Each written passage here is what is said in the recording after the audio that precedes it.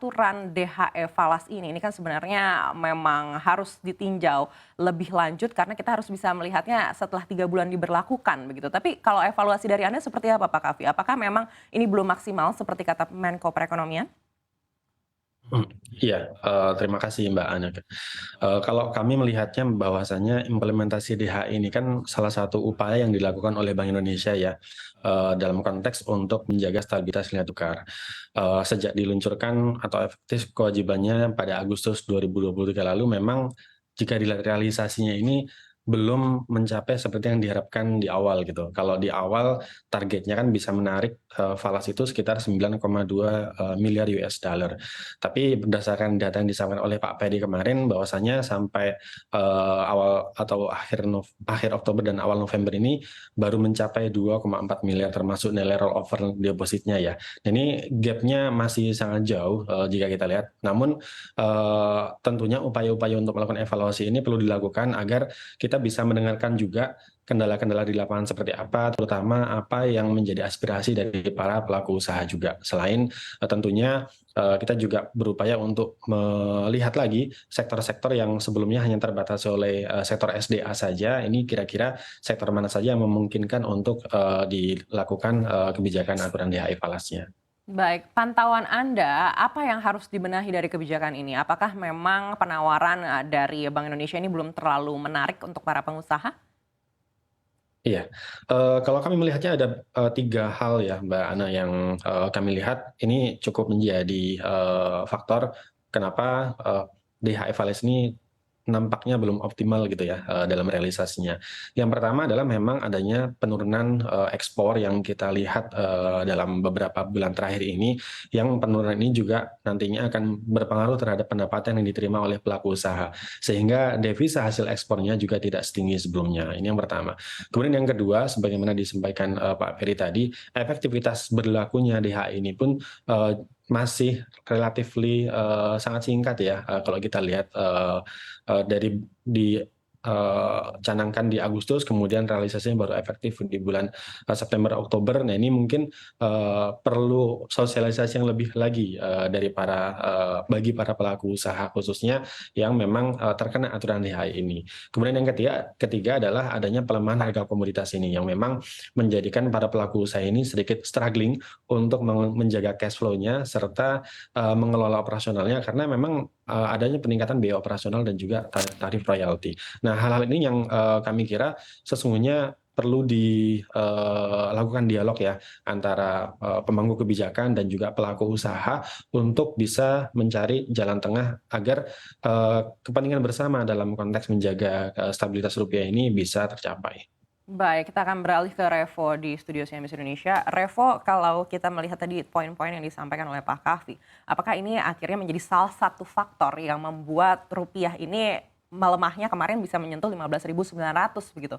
Apakah Anda lihat memang karena aturan DHI ini juga belum maksimal?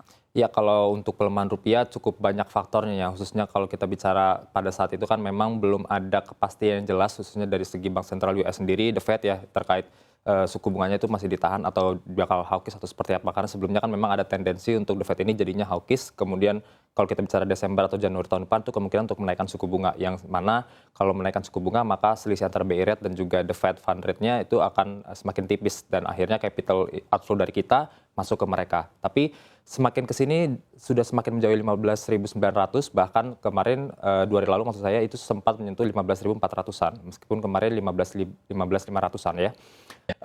Yang terjadi memang salah satunya mungkin juga bisa berhubungan dengan DHSDA, yang salah satunya kalau kita bicara DHSDA ini kan menjadi salah satu instrumen ya, satu cara untuk menarik capital inflow ya, supaya pasokan dolar kita juga cukup banyak gitu ya. Nah, tapi bukan hanya di ASDA tadi ya, tapi juga ada faktor eksternal juga yang membuat juga terjadinya rupiah ini terjadi depresiasi yang cukup besar. Tapi salah satu yang kita cermati untuk saat ini terjadi penguatan luar biasa. Kita ketahui untuk dari inflasi US sendiri juga sudah mulai mereda, melandai, baik itu yang CPI maupun yang PPI, kemudian data ketenaga kerjaannya, initial jobless claim dan juga continuing jobless claim itu juga tercatat sudah mulai mendingin ya. Jadi angkanya sudah mulai semakin besar.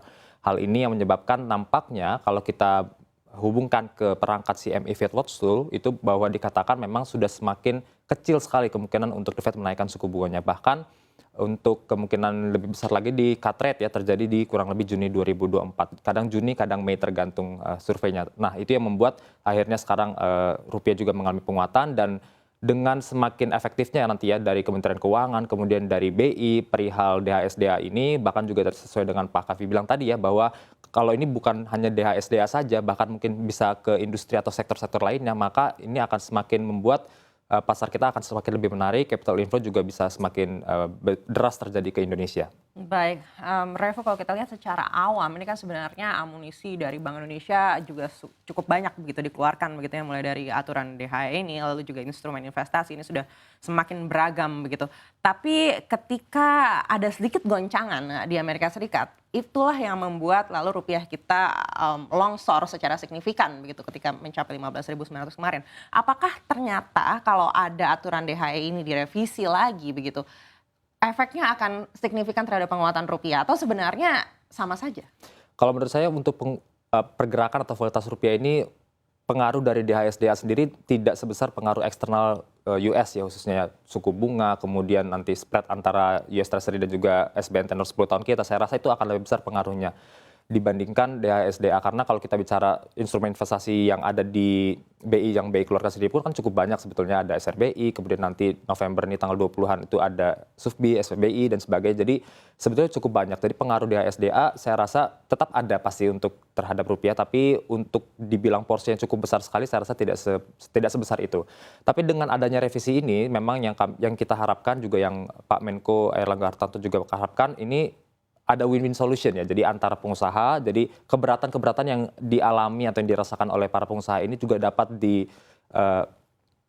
dibuat oleh Bank Indonesia ini supaya bisa menemukan titik tengahnya gitu ya, titik win-win solutionnya di mana. Jadi bisa tersolve problem tersebut, dan juga ya dari Kementerian Keuangan, juga dari Ibu Sri Mulyani juga sebagai Menko, juga ada kayak PPH itu mau ada insentif-insentif ya, PPH bisa sampai hingga 0%. Jadi itu yang membuat, saya rasa akan membuat DHSDA ini menjadi lebih efektif lagi untuk kedepannya.